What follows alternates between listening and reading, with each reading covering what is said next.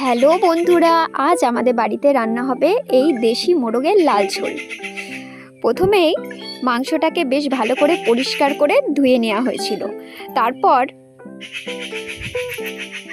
মা এদিকে মাংস কাটতে বসে গেছে, আর মাংসের পিসগুলো কিন্তু বেশ বড় বড় সাইজের করেছিল।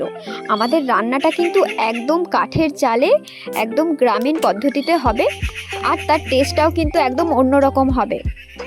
তো ভিডিওটা কিন্তু সম্পূর্ণ দেখো সবাই।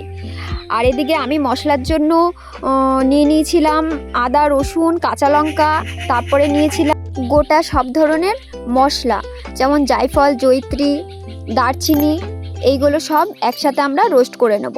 আর কিছুটা গোলমরিচ। মাংসটা যেহেতু লাল ঝোল হবে, তাই তার মধ্যে আলু না দিলে হয়, তাই বেশ বড় বড় করে মাংসের জন্য আমরা আলু কেটে নিয়েছিলাম। আর মাংসতে একটু ক্যাপসিকাম দেবো, তার টেস্টটা কিন্তু একদম অন্যরকম হবে। আমাদের রান্নাটা সম্পূর্ণ বাটা মশলাই হবে, এখানে কিন্তু অন্যরকম মশলা ইউজ করা হবে না। আদা, রসুন, তারপরে কাঁচা লঙ্কা বেশ ভালো করে মা পেস্ট করে নিয়েছিল, গোলমরিচও কিন্তু ভালো করে বেটে নিয়েছিল। আর এদিকে আমার বর, ও বলছে ম্যারিনেট করবে মাংসটা, তাই ও ম্যারিনেটের জন্য নিয়েছিল টক দই, আদা, রসুন, কাঁচা লঙ্কা বাটা, লঙ্কা গুঁড়ো, তারপরে হলুদ গুঁড়ো, এইসব দিয়ে ভালো করে মাংসটা ম্যারিনেট করার জন্য রেডি করছিল। আর তার মধ্যে যে গোটা গরম মশলা আমরা রোস্ট করে গুঁড়ো করে নিয়েছিলাম, সেটাও কিন্তু তার মধ্যে দিয়ে দিয়েছিল। বেশ ভালো করে অনেকক্ষণ ম্যারিনেট করে রাখা হয়েছিল, প্রায় আধ ঘন্টার মতো মাংসটা রাখা হয়েছিল। এরপর কড়াইতে মা তেল দিয়ে আলুগুলোকে বেশ ভালো করে লাল লাল করে ভেজে নিল।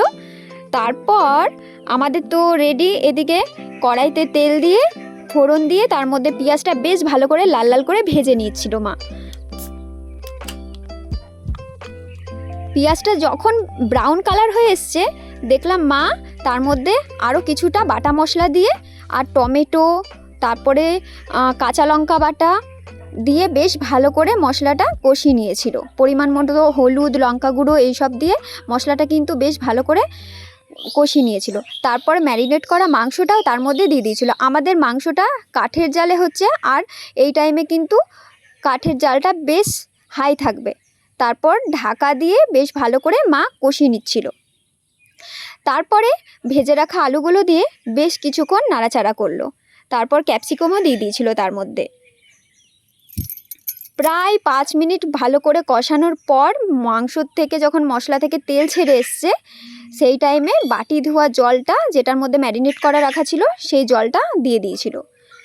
অনেকটা পরিমাণ জল দিতে হবে, যেহেতু আমাদের দেশি মুরগি, এটা সিদ্ধ হতে কিন্তু টাইম লাগবে। আমরা যেহেতু কোনো কুকার ইউজ করিনি। দেখো, আমাদের কিন্তু মাংস রান্না একদম রেডি। আর মা গরম মশলা দিয়ে এবার মাংসটাকে নামিয়ে নিয়েছিল। দেখতে যেরকম সুন্দর হয়েছিল, খেতে কিন্তু দারুণ টেস্ট হয়েছিল, সবার বেশ ভালো লেগেছিল। তোমরা এইভাবে কিন্তু বাড়িতে ট্রাই করো। আর ভিডিওটা ভালো লাগলে অবশ্যই লাইক, কমেন্ট, শেয়ার করতে ভুলো না। আর ইউটিউব থেকে দেখে থাকলে অবশ্যই চ্যানেলটিকে সাবস্ক্রাইব করো। আর আমাদের মাংস রান্না কেমন হয়েছে প্লিজ কমেন্টে জানিও। সবাই ভালো থাকবে, টাটা।